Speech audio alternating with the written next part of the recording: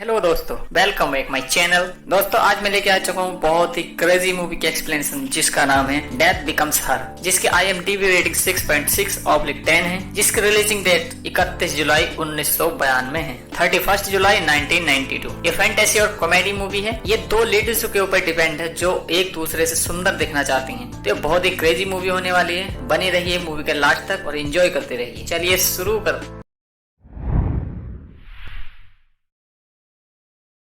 Movie की शुरुआत में हमें दिखाया जाता है जिसका नाम मेडेली एस्टन है। वह स्टेज पर परफॉर्मेंस कर रही होता है, लेकिन उस शो देखकर कोई भी खुश नहीं होता और सब आधे शो से ही जाने लगते हैं। शो के लास्ट शो के खत्म होने तक हर कोई वहां से चला जाता है, लेकिन एक आदमी होता है, जब उसका शो खत्म होता है तो वह ताली बजाता है। ये आदमी कोई और नहीं होता, ये आदमी मेडेलिन की फ्रेंड हेलन का मंगेतर होता है। इसका नाम डॉक्टर अर्नेस्ट मैनविल है। शो के बाद मेडेलिन को दिखाया जाता है जो कि अपने रूम में होती है। वह अपनी बढ़ती उम्र से परेशान है क्योंकि वह हमेशा जवान दिखना चाहती है। तभी उसका दोस्त हेलन और उसका मंगेतर अर्नेस्ट आ जाते हैं और अगले दिन मेडेलिन फूलों का गुलदस्ता लेकर उसके हॉस्पिटल में पहुंच जाते हैं। जब ये बात हेलन को पता चलती है तो उसे बहुत दुख होता है। इसलिए नहीं कि तुम उसे अच्छे लगते हो कि तुम मेरे मंगेतर हो। पहली बार नहीं कर रही है, ऐसा मेरे साथ कई बार कर चुकी है और मैं शादी से पहले इसलिए तुम्हें मिलवाना चाहती थी कि तुम मेडेलिन के जाल में ना फंसो। मेडेलिन से दूर रहना और मैं दोबारा नहीं बर्दाश्त कर पाऊंगी कि सबसे प्यारी चीज मेडेलिन ने मुझसे छीन ली है। और अर्नेस्ट उसे विश्वास दिलाता है कि मेडेलिन के साथ जो मेरी मीटिंग थी वो सिर्फ एक काम के सिलसिले में थी। दिनों बाद हमें ये दिखाया जाता है कि अर्नेस्ट की और मेडेलिन की शादी हो चुकी है। इससे हमें यह पता चलता है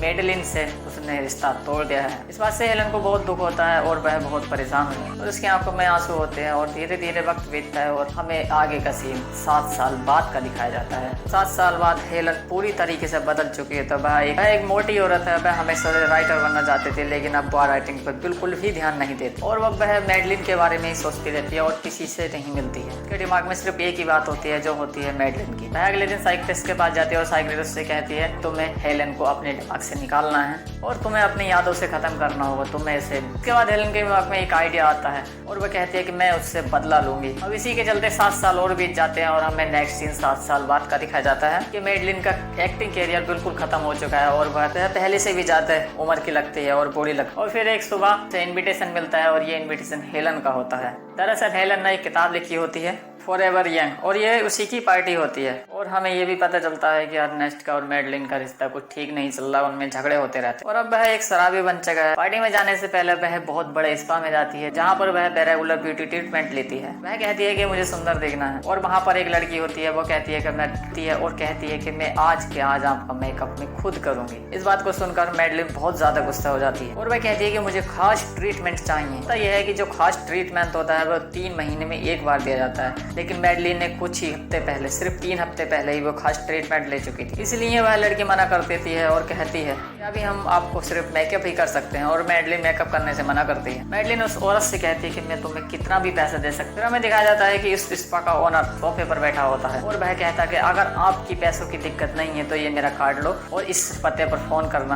आपकी प्रॉब्लम सोल्व हो जाएगी। और वह यह भी कहता है कि ये सिर्फ कुछ खास लोगों के लिए होता है और मेडेलिन उसको बिल्कुल भी सीरियस नहीं लेती और उस कार्ड के 2 टुकड़े कर अपने पर्स में डाल लेती है। इसके बाद मेडेलिन वापस चली जाती है और रात को पार्टी में जाती है। जब वह हेलन को देखती है तो शॉक्ड रह जाती है क्योंकि वह एक सुंदर और जवान लड़की थी। मेडेलिन ये नहीं चाहती है कि हेलन मुझे, क्योंकि वह एक खूबसूरत है और मैं बूढ़ी हूँ, लेकिन तभी वह जा रही होती है तो हेलन उसे देख लेती है और वह कहती है कि पास्ट में जो कुछ भी हुआ वो तुम्हारी गलती नहीं, ये सब अर्नेस्ट की गलती। वह तुम्हारे पास गया था, तुमने मुझसे उसे नहीं छीना, मैंने तुम्हें इसके लिए कभी जिम्मेदार नहीं माना। और थोड़ी देर बाद अर्नेस्ट से भी वही बातें कह देती और हमें इस बात से पता चलता है कि मेडेलिन से वो बहुत गुस्सा होती है और इधर मेडेलिन भी इन बातों को सुन लेती है। जब वह मेडेलिन की बुराई कर रही होती है, मेडेलिन को बहुत ज्यादा गुस्सा आता है। उसके बाद मेडेलिन अपने यंग लवर से मिलने जाती है, उधर आने से मना कर देता है क्योंकि उसके पास एक पहले से ही उसकी हम उम्र लड़की। तो आज मेडेलिन को बहुत गुस्सा आता है, बहुत चीखने लगती है और वह कहता है अगर आप प्यार ही चाहिए तो अपनी उम्र का कोई लड़का दे।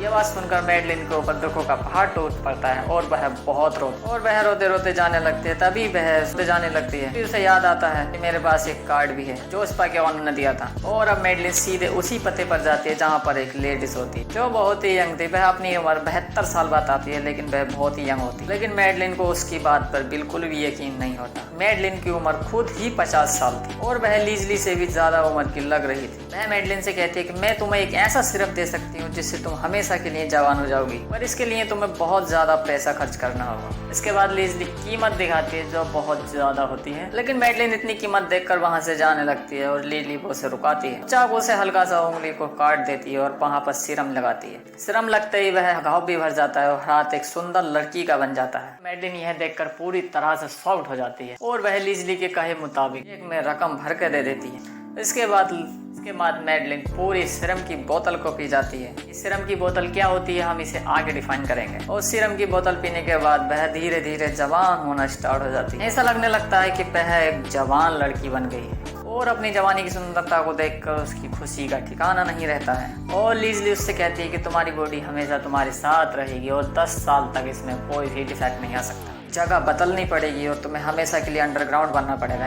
इसके बाद मैडलिन कहती है ठीक है और वहां से निकल जाती है। और हमें दिखाया जाता है दूसरी तरफ अर्नेस्ट के घर पर हेलन आती है और वह कहती है कि मैडलिन ने तुम्हें बर्बाद कर दिया है, तुम एक अच्छे प्लास्टिक सर्जन थे और अब तुम एक शराबी बन चुके हो। और इसी बीच हेलन अर्नेस्ट से कहती है कि मैं आज भी तुमसे प्यार करती हूँ। और देखते ही देखते अर्नेस्ट को इस बात के लिए भी कंडस्ट कर देती है कि मैडलिन को तुम्हें अब मारना ही होगा। ये दोनों मैडलिन की मौत की प्लानिंग करते हैं। तभी मैडलिन वहां पर आ जाती है और अर्नेस्ट उसकी जवानी को देखकर कुछ हैरान नहीं होता कि उसे लगता है कि ये सब उसने मेकअप की मदद से किया है। देखते ही देखते इन दोनों के बीच में फाइट शुरू हो जाती है और अर्नेस्ट कहता है कि तुम मेरे पैसे इस तरीके से नहीं उड़ा सकती हो। और देखते ही देखते इन दोनों में बहुत तकड़ी फाइट हो जाती है और ये झगड़ते झगड़ते सीढ़ियों के पास पहुंच जाते हैं और सीढ़ियों से अर्नेस्ट मैडलिन को वहां से धक्का देता है और मैडलिन गिरते गिरते नीचे पहुंच जाती है और उसकी गर्दन टूट जाती है। और अर्नेस्ट नीचे आता है और देखता है कि वह अब मर चुकी है। इस बात से बहुत खुश होता है और सीधा ही जाकर हेलन को यह खबर सुनाता है कि मैंने मैडलिन को मार दिया है। ये बात सुनकर हेलन उस पर बहुत ज्यादा गुस्सा करती है और कहती है कि हमने इस सब की प्लानिंग की, तुमने अकेला कैसे कर दिया।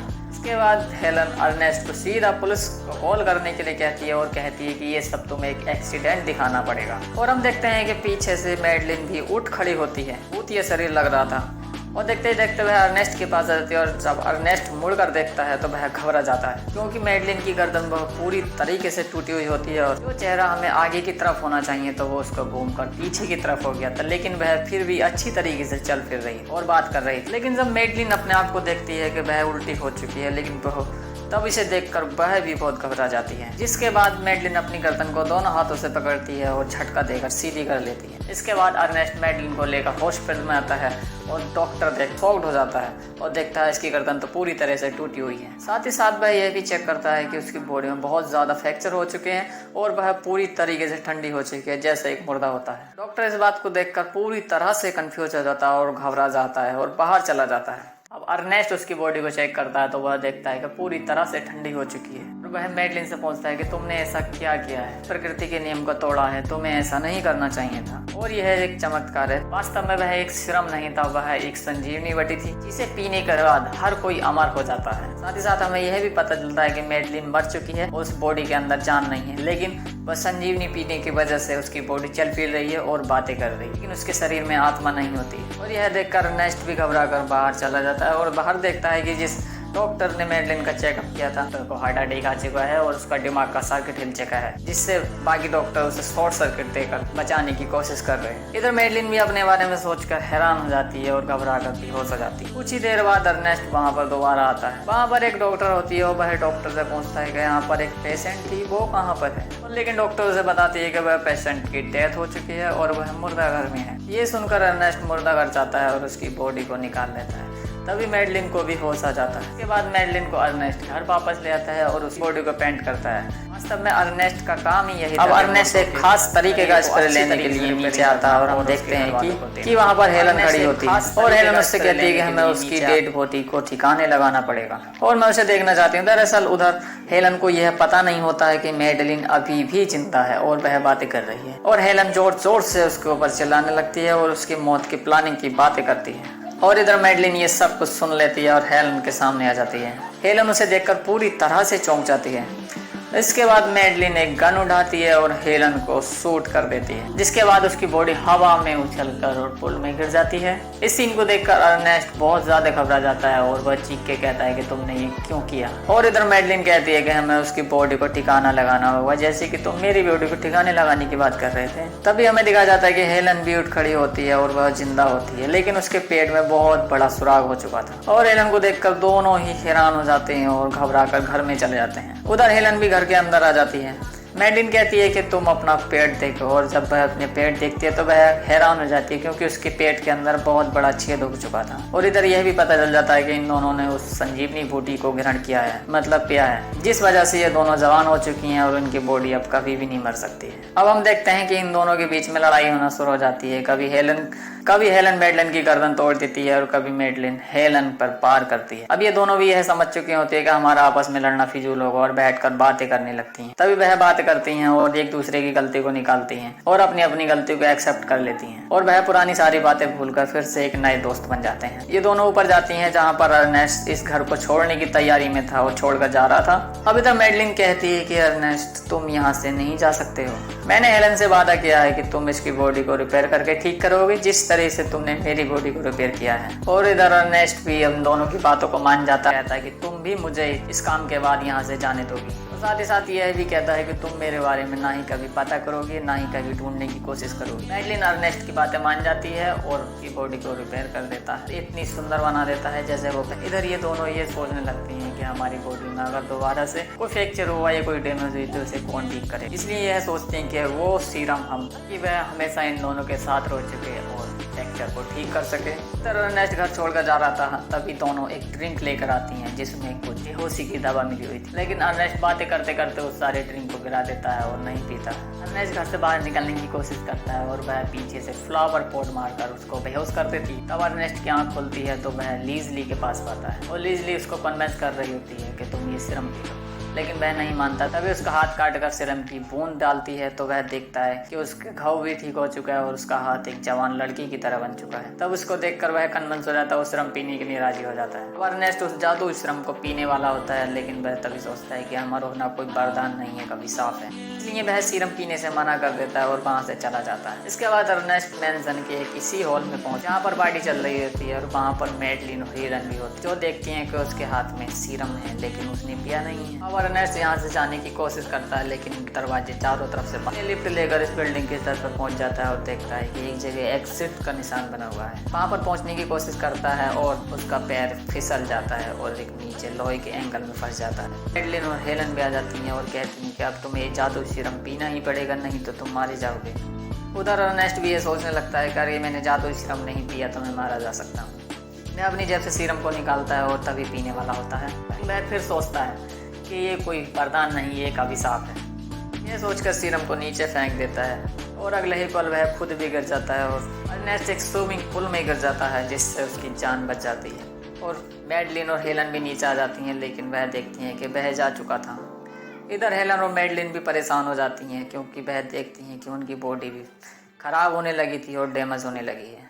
और तभी लिजली की बातों को याद करके कहती हैं कि उसने हमें अपनी बॉडी को ध्यान रखने के लिए कहा था, हमारे पास कोई भी नहीं है जो हमारी बॉडी को रिपेयर कर सके। मैडलिन हेलन से कहती है कि हम दोनों को एक दूसरे पर पेंट करना होगा।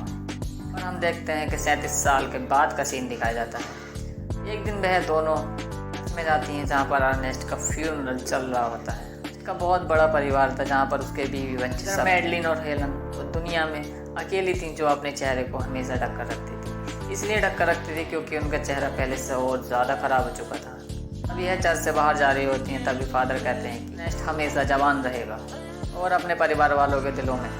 बाहर आकर इन दोनों में स्प्रे पेंट को लेकर झगड़ा हो जाता है, क्योंकि वह उससे ही अपने चेहरे पर प्रिपेयर करती थी।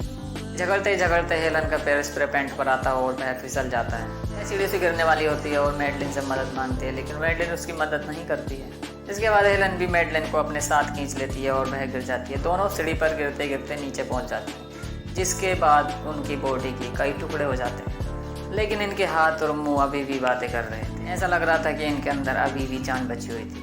इसके साथ ही हम देखते हैं कि इस मूवी को यहीं पर ख़त्म कर दिया जाता है। इस मूवी से हमें यह भी पता चलता है कि जिंदा रहना और अमर रहना कोई वरदान नहीं है, बल्कि एक अभिशाप है।